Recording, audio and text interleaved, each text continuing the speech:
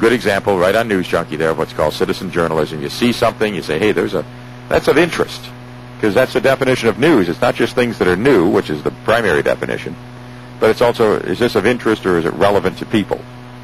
And that's why the house on Ward Street's of interest to people, because it's relevant. I mean, everybody's had a sloppy neighbor. This is to the nth degree, but still. So citizen journalists, get out there and keep submitting your stuff. And it's the wave of the future. Or so some would like to believe, at least. 755-1240 is the phone number if you'd like to give us a call to be on the hotline today. America's favorite noontime talk show is on the air. Hey, listen, I want to say hi to a bunch of good guys, and maybe some gals too, who work up at the regional landfill run by the Development Authority up in Rodman. I am told by sources close to the landfill that they listen to the hotline every day. They enjoy it.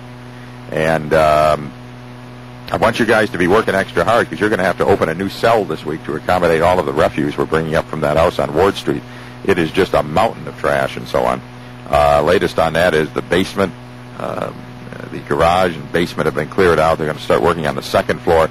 Everything is packed wall to wall with refuse, and in some cases buckets of what appeared to be human excrement. And there is at least circumstantial evidence that the garage out back was used as a de facto outhouse and so on. And so there's a lot of issues there, believe me. But nonetheless, the cleanup is going on, and we'll keep you posted on all of that. 755-1240 is the phone number. If you'd like to give us a call, this Friday in Watertown, Montgomery Gentry is coming to town. We got a lot of things on Friday, incidentally.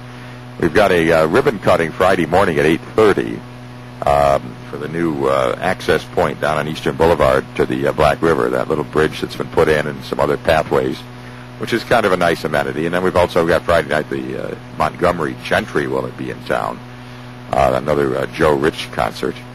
And Karl Rove has left the White House, the top strategist of the White House, the architect of the Bush New World Order.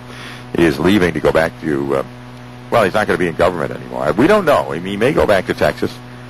He may actually come to Watertown and take that job to run the Watertown Housing Authority. That's certainly another rumor out there, but we'll keep you posted on what Karl Rove is up to. Good afternoon, Hotline. Oh, yes, good afternoon. What's up today? Oh, not much. I heard that Mr. Moot gets out today, doesn't he?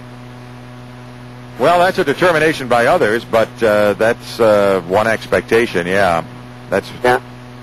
My concern is if there was I seen the truck there, the septic truck.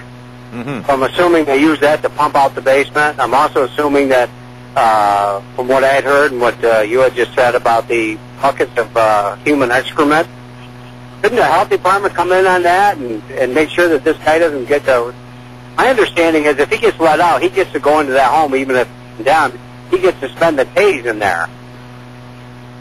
Well, there's two issues. Yeah, there's two issues. One is who has jurisdiction over what, and you're right. There's a lot of hand-wringing that goes on in these situations. I always same thing happened with that Travelodge. I've had people say to me, "Well, the state says you have to do that."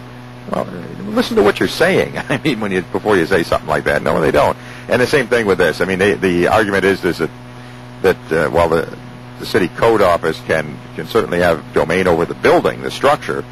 The determination of an individual is left to others, and that's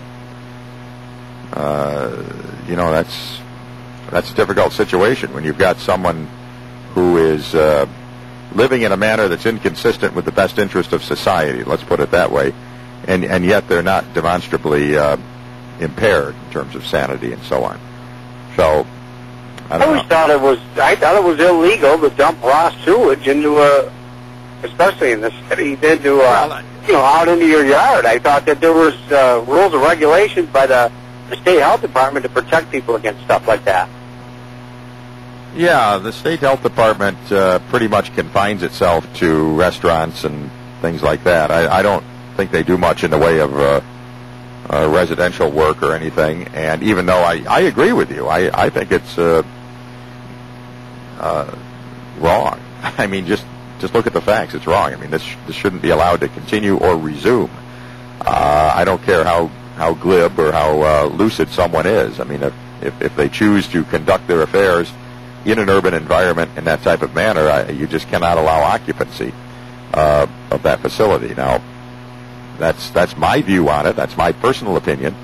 I understand the argument on property rights and the argument that, well, some people just choose to live their lives differently. But, you know, you could say that about a lot of things. I mean, you know, just because you believe in human sacrifice doesn't mean you get to conduct it. Right. Just because you believe in you know, pedophilia doesn't mean you get to conduct your affairs that way. I mean, society does have some norms, and because you think it's okay to not maintain a house in what would be a proper manner, that doesn't mean it's okay to do so. So we'll see what happens. But, you know, as far as lifting any kind of condemnation for occupancy, I would hope that would never happen until that place is, you know, consistent with today's world, and it's not right now. Yeah, because I mean, I've seen situations where the health department came in and condemned property because of faulty septic systems and that kind of thing, and you know, it's funny. We have more of as a society, the single-family home still has the man's home as his castle aura around it, and well, it should in many cases. I mean, you don't want the authorities going in there to see whether you had, you know, this or that. When it endangers neighborhoods and endangers other people. I agree with you. I agree with you. And frankly, if someone lived this way out in the town of out in Lorraine or something, it wouldn't be an issue. Because things are far enough apart. But in an urban setting, it is an issue, and I agree. I mean, I don't think there should be occupancy in that situation. Well, I applaud the city and the workers for what they've had to go through. I mean, from what my understanding is, some of these workers... Sure, you've got to understand the legalities of it. I was talking to a town supervisor last night, and who said that he had a situation years ago where somebody just had just junk all over their lawn, and you know, one day he just said enough's enough. He sent the town crews over to clean it up, didn't even bill the people, and of course immediately that person secured some Syracuse lawyer, you know, somebody with the hammer after their name or something like that. So I mean, you got to be cognizant of that you know, people can work the system. I'm not saying protecting your own rights is working the system. I'm saying, you know, when your rights are perceived as allowing you to conduct your affairs in a manner inconsistent with the interest of neighbors, then that's not a good idea. Similar in some ways to the argument on the hotel, although not precisely the same issues. Right. All right. Well, I just wanted to chime in on that. I just hope that they don't let the guy go in there and start dumping raw sewage out in the yard again in an urban setting or any setting. I don't. It just in this day and age, I just don't think it should be done. So yeah, it just seems to me that for the welfare of this gentleman, the welfare of the residents around there, that somebody with some authority would make sure that this doesn't happen again. But again, like you say, it does, and it's unfortunate. Well, you know, and in a word of defense in terms of the so-called mental health professionals. I mean, an individual like this, who is certainly very lucid, very glib, and so on, could come in and he's not dirty or anything like that. He's not personally disheveled, and he speaks well and so on. Based on that impression, it would be hard to determine that this person needs to be supervised in some way as far as his life. But I mean, the evidence is in the house itself, and I think that they should be forced to tour it.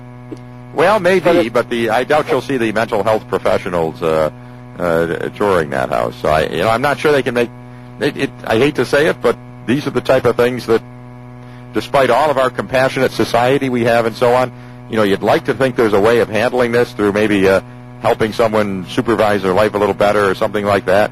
You know, but it doesn't seem to work out that way. Yeah. And I don't know. It is frustrating, to say the least. Yep. Okay. Ready then. Thank you, bye now.